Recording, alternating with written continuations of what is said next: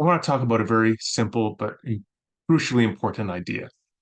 If you want people to agree with you, don't insult them. Rather, build a bridge, find something within their beliefs that you can affirm, and affirm that thing, and then go from there and work toward further agreement with them.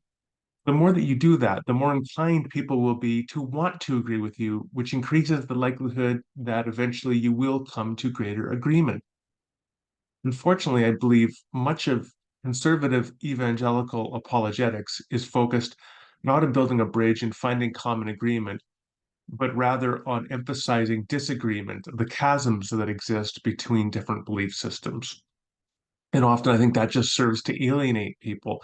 And I think one of the clearest examples of this is Frank Turek in his very well-known book, Stealing from God.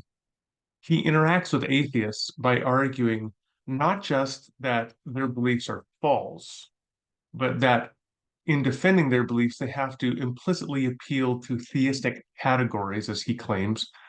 And by doing so, they are in fact stealing from God. So the first thing I want to just point out here is Turek is using what we call a dysphemism. This is the opposite of a euphemism. A euphemism, you or good, is a way of stating something in a gentler, or kinder, more positive way, or less offensive way. So, for example, rather than say, I need to go to the toilet, you might say, I need to go to the powder room or to the bathroom. Right? That would be a euphemism.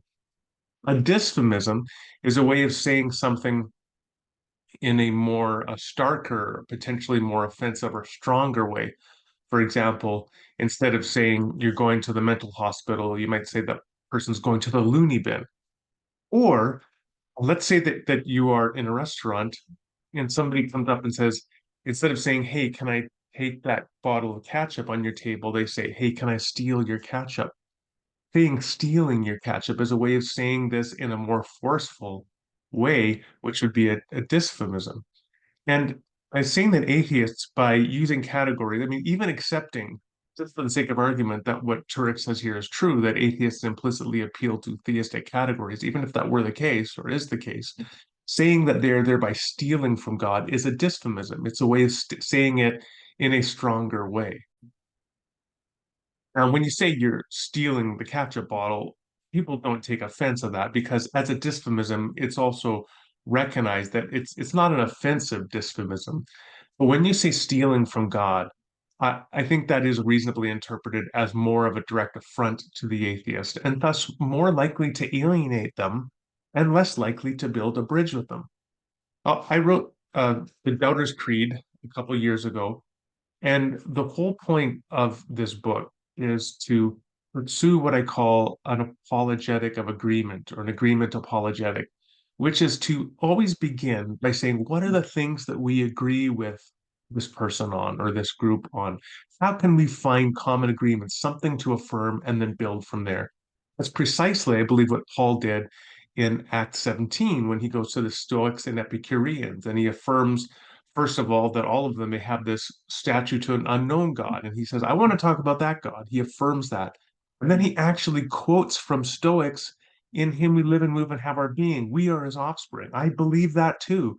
And he's affirming this, which is a theological truth taught by Stoicism that Paul affirms and then uses that to build a further bridge. So, what are the things that we can affirm from various expressions of atheism, skepticism, and doubt? And that's what I explore in the Doubter's Creed.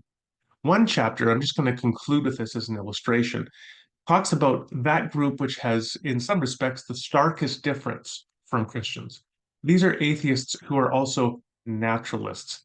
They believe that only nature exists, or that, by another definition of naturalism, that everything that exists is described in a hypothetically completed natural science. That'd be another way to describe naturalism. There's no one definition of naturalism. But let's just stick with the simpler definition in a sense. Naturalism is just that nature exists and there's nothing more than that. Now, Turek would say, well, the naturalist is stealing from God because they still need to have affirmed things like objective morality and so on, which are not really part of the furniture of a naturalist universe. A naturalist universe is just the things studied by nature. That of nature, which is not objective morality. And so that's a chasm between Christianity and naturalism. But what I do in the Doubters Creed is say, hey, let's begin by finding things that we can agree with. And so I quote from Carl Sagan, who was a preeminent naturalist. I mean, in his famous PBS series, Cosmos, he described the universe as being all that is or was or ever will be. That's naturalism, right? This description that the universe just exists, exhausts, I should say, all of reality. That's naturalism.